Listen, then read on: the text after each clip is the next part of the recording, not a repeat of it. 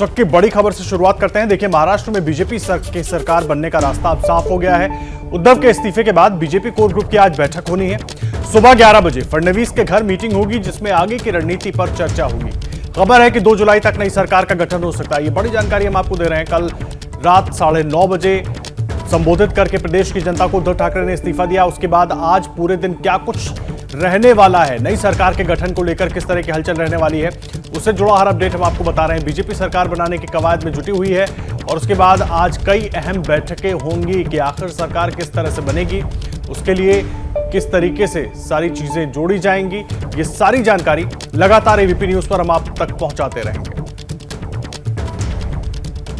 देखिए, सियासी उठापटक के बीच उद्धव ठाकरे ने महाराष्ट्र के सीएम पद से इस्तीफा दे दिया। फिलहाल कार्यवाहक सीएम बने रहेंगे उद्धव ठाकरे। देखिए रिपोर्ट।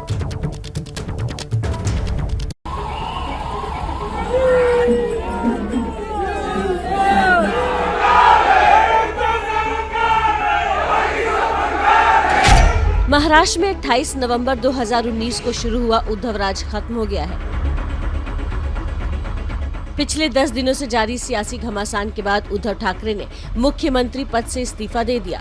उद्धव ठाकरे ने मुख्यमंत्री पद के साथ विधान परिषद की सदस्यता से भी त्यागपत्र दे दिया है। जसं मी माझ्या मुख्यमंत्री पदाचा आज राजीनामा देतोय, त्याचप्रमाणे मी माझ्या विधान परिषद सदस्यत्वाचा सुद्धा राजीनामा देतो आहे।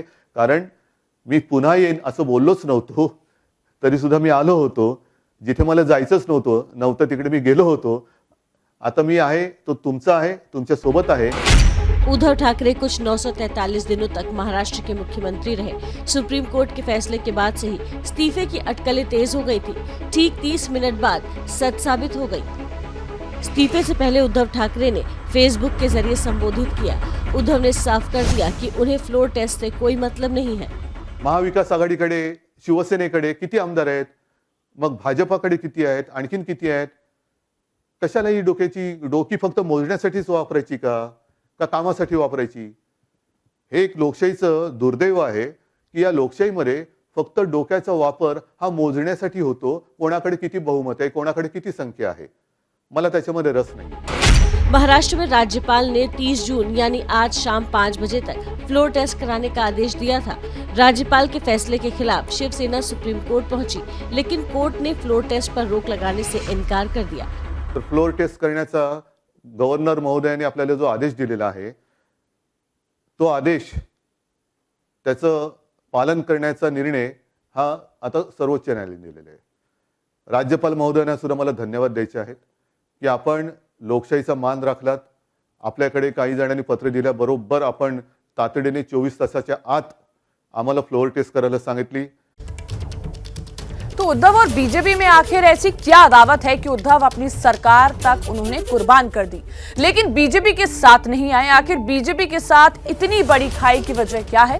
देखिए रिपोर्ट। राजनीतिक रूप में देखें तो हम उनके साथ नहीं है। मी मागे एकदा बोललो होतो, मला वाटतं आपल्या गोरेगावच्या शिबिरात, की 25 वर्ष आपली युतीमध्ये सडली। हिम्मत असेल तर त्या काश्मीरमध्ये जाऊन तिकडे हनुमान चालीसा पडायचा। गुन्हा केलाय तो भाजपाने केलेला आहे, गुन्हा केला तो भाजपाच्या 3 पाठ प्रवक्त्यांनी केलेला आहे। आपके परिवार के मुखिया होने के नाते मुझे आप लोगों की फिक्र है। आप लोगों को कुछ दिनों से कैद करके गुवाहाटी में रखा गया है। आप लोगों के बारे में रोज नई जानकारी सामने आती है। आप में से कई मेरे संपर्क में हैं। आप लोग दिल से अभी भी शिवसेना के साथ हैं। मुखिया होने के नाते मैं यही कह सकता हूं, अभी बहुत देर नहीं हुई है। आप लोग मुंबई आकर मेरे सामने बैठें और शंकाओं को दूर करें। हम लोग एक साथ बैठकर जरूर कोई रास्ता निकाल लेंगे।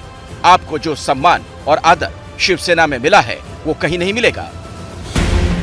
मुंबई में मौजूद उद्धव ठाकरे की ये भावनात्मक अपील भी कोई काम नहीं कर पाई। गुवाहाटी में मौजूद एकनाथ शिंदे और उनके गुट ने अपना इरादा भी जता दिया और चिट्ठी में उठाए गए सवाल का जवाब भी दे दिया। पार्टी पर संकट मंडराते देख उद्धव ठाकरे ने अपने फेसबुक लाइव में यहां तक कह दिया कि अगर विधायक उनसे इस्तीफा चाहते हैं तो वो इस्तीफा देने के लिए तैयार हैं। महाविकास आघाड़ी से गठबंधन तोड़ना चाहते हैं तो उसके लिए भी बात कर सकते हैं। लेकिन जैसा कि शिंदे गुट चाहता है कि शिवसेना एक बार फिर बीजेपी के साथ सरकार बनाए, इसको लेकर उद्धव बिल्कुल तैयार नहीं दिखते। आखिर ऐसा क्यों है? पिछले फडणवीस सरकार के 5 साल और उसके बाद ये 2.5 साल, मतलब 7.5 साल। इन 7 सालों में उद्धव ठाकरे ने ये फैसला अकेले नहीं लिया। कार्यकारिणी की बैठक हुई थी, आप लोगों को याद होगा, रंग शारदा में। उसमें उन्होंने ये कहा था कि अब जो स्वबल यानी अपने दम पर लड़ने का जो नारा दिया गया था, वहां से शुरुआत हुई थी और पार्टी के सभी लोगों ने इस मुद्दे पर उद्धव ठाकरे का समर्थन किया था। उसमें बागी विधायक भी थे। अब अचानक अगर ये विधायक ये कह के उठ के खड़े होते हैं कि बीजेपी के साथ सरकार बनाइए, तो उस वक्त ही उसका विरोध करना चाहिए था कि नहीं, हमारी हिंदुत्व की एक विचारधारा एक है, हम अपने दम पर लड़ेंगे और अपने दम पर सरकार बनाएंगे। लेकिन जब आप नारा ठीक है, लेकिन जब आपके पास नंबर नहीं था अपने दम पर सरकार बनाने का और बीजेपी के साथ न जाने का फैसला कार्यकारिणी ने ले लिया था, तो ऐसे में उद्धव ठाकरे के पास जो उपलब्ध विकल्प थे, उन विकल्पों के आधार पर उन्होंने सरकार बनाई थी। इसमें पूरा पार्टी का समर्थन उनको प्राप्त था।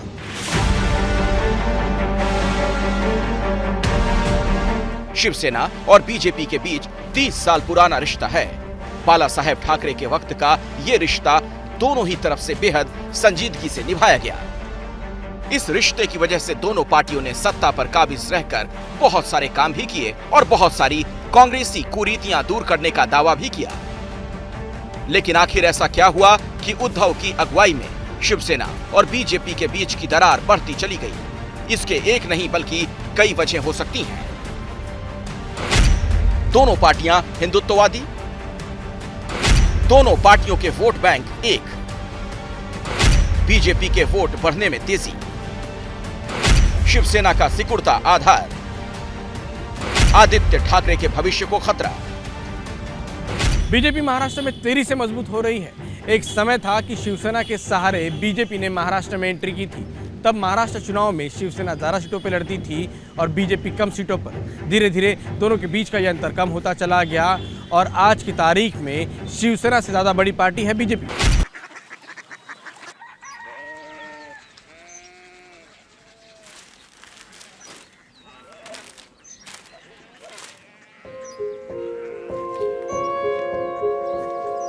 बाबा बाबा कोरिया सिटी जानी ना।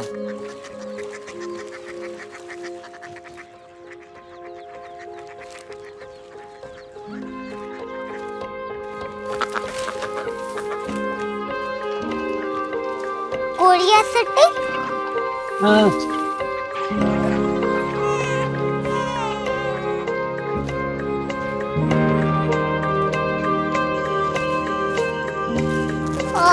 कोरिया सिटी कहाँ पे है? शहर अंग्रेजी लगे हैं।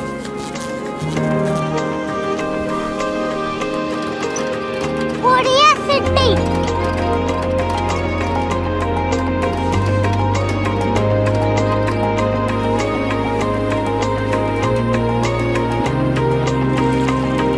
वो बहुत दूर है।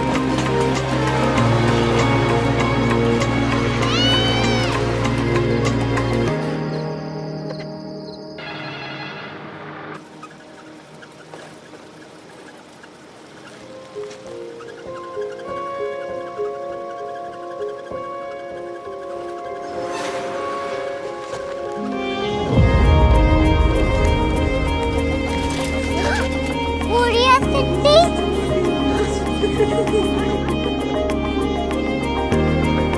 दुनिया को कुछ लोग बड़े होते हैं। कोरिया सिटी कहाँ है? प्रोफेसर साहब को पता होगा। हो, ये छोटा वाला ग्लोब लगता है और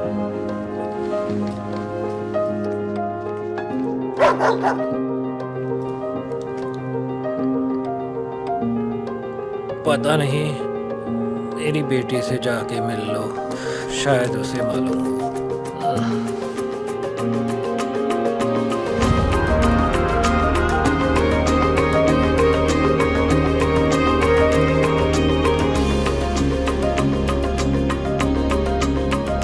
हाय, बाबा ने भेजा है। Come here. Korea city? Korea city नहीं, क्यूरियोसिटी। वो क्या? That's what brought you here? जो तुम्हें यहाँ तक ले आया। क्यूरियोसिटी।